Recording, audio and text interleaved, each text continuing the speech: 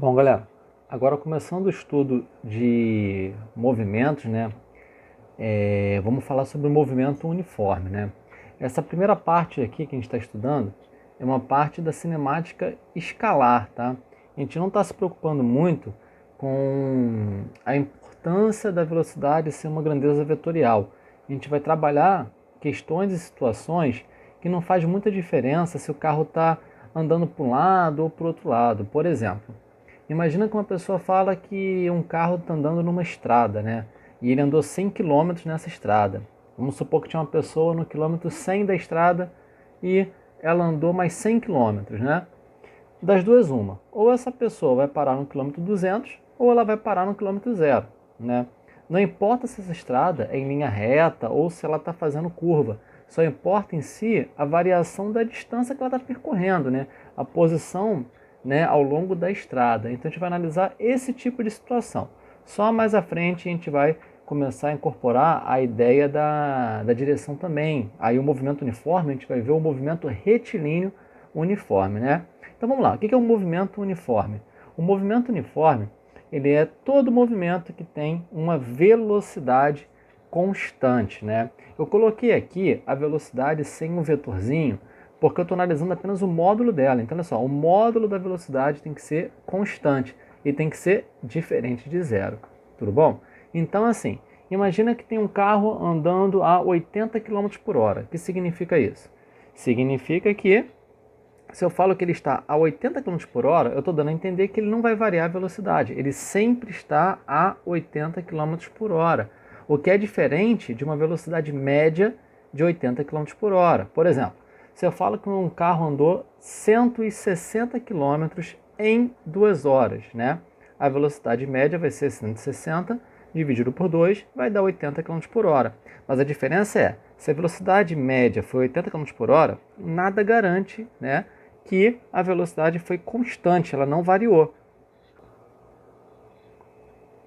Bom, e aí é importante a gente diferenciar isso, tá? A velocidade média é uma coisa, a velocidade em um determinado instante é outra coisa, tá? E aí, assim, existe uma função horária, né? Uma função horária de posição que é muito comum no movimento uniforme, né? E aí, o que significa função horária de posição? A função é uma função matemática, né? Função horária é porque ela está relacionando hora, tempo, né? De posição é porque ela está relacionando posição. Então, isso aqui é uma função que relaciona posição com tempo, tá? E ela fala uma coisa que intuitivamente a gente já sabe, né? Basicamente, essa função, ela vai falar o seguinte, ó, a posição que um objeto vai estar é aonde ele estava, mais o quanto ele andou. Isso é meio óbvio, né? Por exemplo, ó, vamos olhar essa situação aqui desse carro. É um carro que está a 40 km por hora no quilômetro 200 de uma estrada e ele está andando para a direita, né? E para a direita você vê que o quilômetro está aumentando na estrada, então a posição está aumentando. Bom, depois de uma hora ele vai ter andado quanto? 40 quilômetros. Ele andou 40 quilômetros. Mas se ele estava no 200 e ele andou 40 quilômetros aqui para a direita, ele vai parar onde? No 240, né? Então, aonde ele chegou? 240 é aonde ele estava, 200, mais o quanto ele andou, 40. Se ele andasse 2 horas, se ele anda 2 horas, né? Ele vai andar, ó, 40 em uma, 80 em duas, né? Então ele vai ter andado 80 quilômetros, só que ele estava no quilômetro 200. Então ele vai parar onde? No quilômetro 280. Essa função horária fala isso, ó. A posição que ele vai estar, esse S, é igual à posição inicial, que é o SI, mais a velocidade vezes tempo. Velocidade vezes tempo é essencialmente o quanto que ele está andando. Tudo bem? Ó? Velocidade vezes tempo, ela é o ΔS no movimento uniforme. Tudo bem? Então, olha só, essa função ela serve para você conseguir escrever de uma forma generalizada a posição em função de determinado tempo. Então, vamos aplicar isso aqui. Ó. Determine a função horária de posição do carro abaixo. Aí, na letra A função horária vai ser a posição inicial, onde ele estava, 200, mais a velocidade dele, 40, vezes o tempo. É assim, ó, a função horária ela vai ter as variáveis ainda. S e T são variáveis, as outras duas são constantes. E aí, através dessa fórmula, eu consigo descobrir aonde que esse carro vai estar em qualquer instante. Por exemplo, aonde ele vai estar depois de 1 hora, né? De forma intuitiva, a gente sabe que vai ser 200, aonde ele estava, mais o quanto ele andou. Depois de 1 hora, ele anda 40 km. Então, ele vai estar onde? No 240. E onde ele vai estar depois de 10 horas? Em 10 horas, ele vai andar 400 km, não é? Só que ele estava no 200. Então, ele vai parar onde? 200 mais 400 vai ser 600. Mas eu posso colocar isso, ó, através dessa função aqui, né? Por exemplo, aonde que ele vai estar depois de 1 hora? Vou falar que o tempo vai ser, ó, 1 hora. Aí eu substituo. A posição dele depois de 1 hora vai ser 200 mais 40 vezes 1, né? Substituir o tempo por 1. Então, a posição dele depois de 1 hora vai ser 200 mais 40, né? Então, vai ser, ó, 240. Tudo bem? E aí, só toma muito cuidado com uma coisa, ó. Nesse desenho, tá falando que para a direita a posição está aumentando. Mas olha aqui na letra B. Ele está no quilômetro 200 andando para a direita. Só que para a direita, ó, ele chega no quilômetro 100. Então, para a direita está diminuindo, né? Ou seja, aqui nessa questão anterior, a gente estava falando que para a direita é positivo e para a esquerda é negativo, né? O início da estrada, nosso ponto de referência, ó, é na esquerda. Já aqui na letra B, né, ele está diminuindo para a esquerda. Desculpa, diminuindo para a direita. Então, ó, direita vai ser negativo e esquerda vai ser positivo. Então, qual vai ser a função horária dele aqui, ó?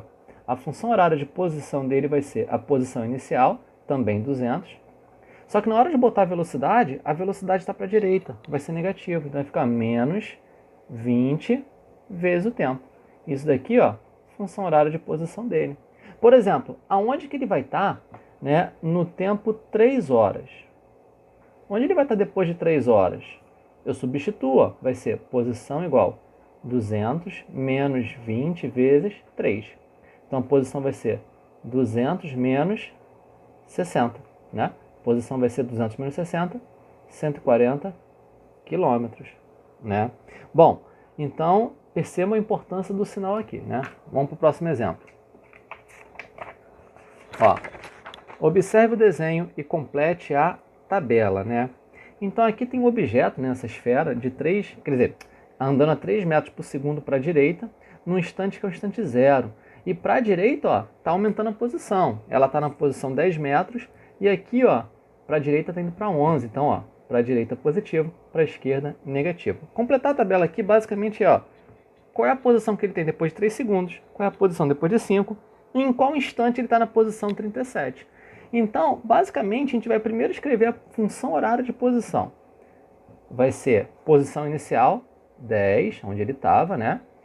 Mais a velocidade, 3t. Essa é a função horária de posição, né? Vamos descobrir qual é a posição no instante 3. Então, ó, no instante 3 segundos, né? A posição vai ser a posição inicial, 10, mais a velocidade 3, vezes o tempo, 3. Então, a posição vai ser 10 mais 9. A posição vai ser, ó, 19 metros. Então, complementei aqui, ó, 19 metros, né? E aí, qual é a posição no instante 5? Vamos lá, no instante 5 vai ser posição inicial 10, mais velocidade 3, vezes o tempo 5. Então, vai ficar 10 mais 15, 25 metros. E por último, ó, qual vai ser o instante que ele vai estar na posição 37? Aqui é diferente, ó. Eu estou falando que a posição é 37 metros, então vai ficar, ó, 37 no lugar do S, igual a posição inicial 10, né, mais 3t. E aqui eu quero descobrir qual é o valor de t. Então, ó, 37 menos 10 igual a 3t. Então, ó, 27 igual a 3t. O 3, né, tá multiplicando, então ele vai para cá, ó, dividindo. 27 dividido por 3 vai dar, ó, 9. Qual unidade que a gente está usando mesmo? Ó?